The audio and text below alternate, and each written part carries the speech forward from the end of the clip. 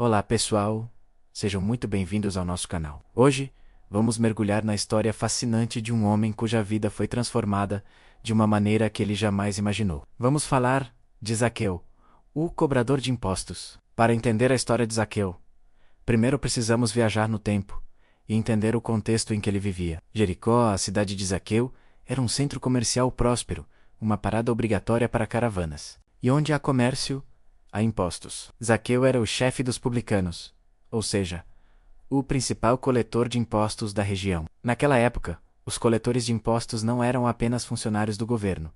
Eles eram vistos como traidores. Eles trabalhavam para o Império Romano, que dominava Israel, e muitas vezes enriqueciam, cobrando muito mais do que o valor devido. Imagina só a reputação que Zaqueu tinha. Ele era um homem rico, muito rico, mas também era desprezado, odiado e socialmente isolado. Ninguém queria ser amigo de Zaqueu. Apesar de toda a sua riqueza, algo faltava na vida dele. Um vazio que o dinheiro não conseguia preencher. E foi nesse cenário que uma notícia começou a se espalhar como fogo em Jericó. Jesus de Nazaré estava passando pela cidade. A fama de Jesus o precedia, ele era conhecido por seus milagres, seus ensinamentos revolucionários e principalmente por acolher aqueles que a sociedade rejeitava. Talvez Zaqueu tenha ouvido histórias sobre como Jesus comia com pecadores e publicanos. Isso deve ter acendido uma faísca de curiosidade, talvez até de esperança, em seu coração. Ele precisava ver esse homem. Chega o grande dia. Jesus entra em Jericó e uma multidão enorme se forma ao seu redor. Todos queriam ver, tocar, ouvir o mestre. E no meio dessa confusão estava Zaqueu. Mas ele tinha um problema.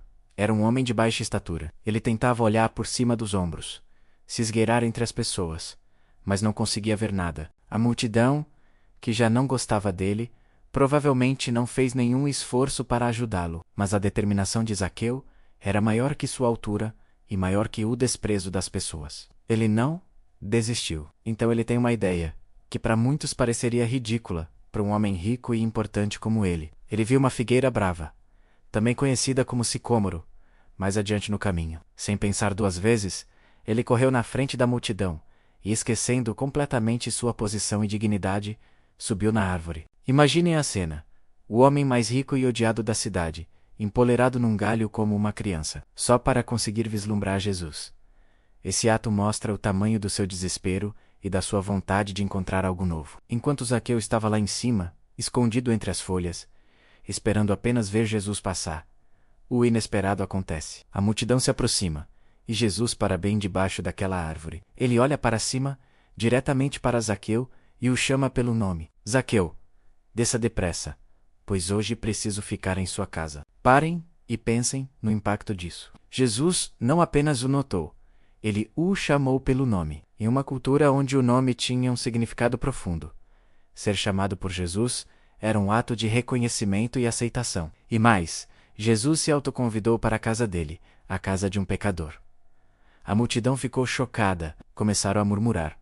Ele foi se hospedar na casa de um pecador. Para eles, era um escândalo. Um mestre religioso se associando com alguém como Zaqueu era impensável. Mas para Jesus, era exatamente o que ele veio fazer: buscar e salvar o que estava perdido. Zaqueu, por sua vez, desceu da árvore o mais rápido que pôde, cheio de alegria. Ele não conseguia acreditar. O homem que todos desprezavam estava recebendo o Messias em sua casa.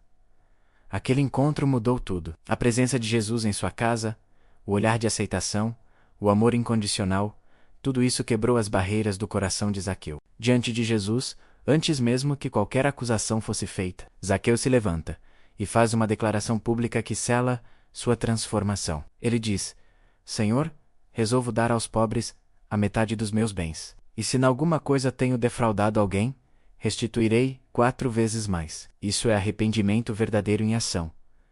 Ele não fez uma promessa vaga. Ele se comprometeu com uma mudança radical e concreta. Dar metade de seus bens era um ato de generosidade imenso. E restituir 4 vezes o valor roubado era muito mais do que a lei exigia. A lei mosaica pedia a restituição do valor mais 1/5, mas Zaqueu foi além, mostrando a profundidade do seu arrependimento. Sua riqueza, que antes era o centro da sua vida e a fonte do seu pecado, agora se tornou uma ferramenta para a justiça e a reparação. Jesus então declara: Hoje houve salvação nesta casa, porque este também é filho de Abraão. Pois o Filho do Homem veio buscar e salvar o que estava perdido. Com essa frase, Jesus não apenas confirma a salvação de Zaqueu, mas também o restaura à sua comunidade, chamando-o de filho de Abraão, reintegrando-o à sua herança espiritual e social. O homem que era um pária, agora era um irmão. A Bíblia não nos conta em detalhes o que aconteceu com Zaqueu depois desse dia,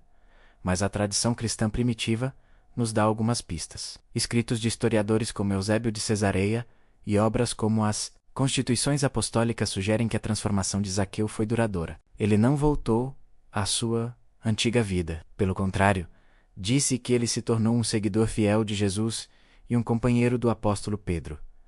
A tradição mais forte, mencionada por Clemente de Roma, um dos primeiros pais da Igreja, afirma que Zaqueu, mais tarde, se tornou o bispo de Cesareia Marítima. Pensem na ironia e na beleza disso. Cesareia era a capital administrativa romana na Judéia, um centro do poder que Zaqueu servia em sua vida antiga. Agora, ele voltaria não como um cobrador de impostos para o império, mas como um líder espiritual para a comunidade cristã, servindo a um novo rei e a um novo reino como bispo. Zaqueu teria sido responsável por pastorear a igreja, ensinar os novos convertidos, cuidar dos pobres e necessitados, exatamente o oposto do que ele fazia antes. De explorador do povo, ele se tornou um servo do povo. Sua vida se tornou um testemunho vivo do poder do perdão e da transformação. Ele, que um dia subiu numa árvore para ver Jesus, agora ajudava outros a verem Jesus através do seu exemplo e ministério. A tradição também sugere que Zaqueu morreu como mártir, dando sua vida pela fé que ele abraçou com tanto fervor naquele dia em Jericó. Embora não possamos confirmar isso com certeza histórica absoluta, faz todo o sentido com a trajetória de sua vida. O homem que estava disposto a arriscar sua reputação, subindo numa árvore, certamente estaria disposto a entregar sua vida por aquele que o salvou. A história de Zaqueu, do começo ao fim, é uma mensagem poderosa para todos nós. Ela nos mostra que não importa quem somos, o que fizemos ou quão longe nos sentimos de Deus.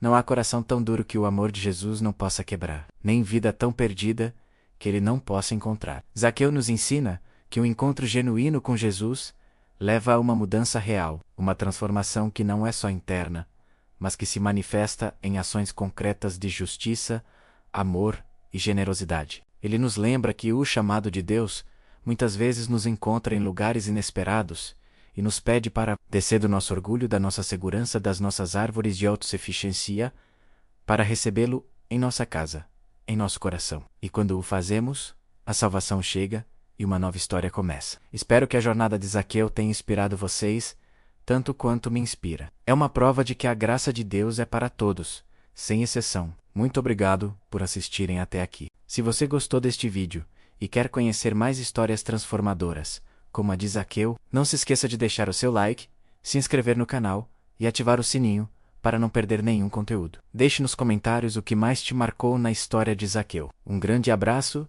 e até a próxima.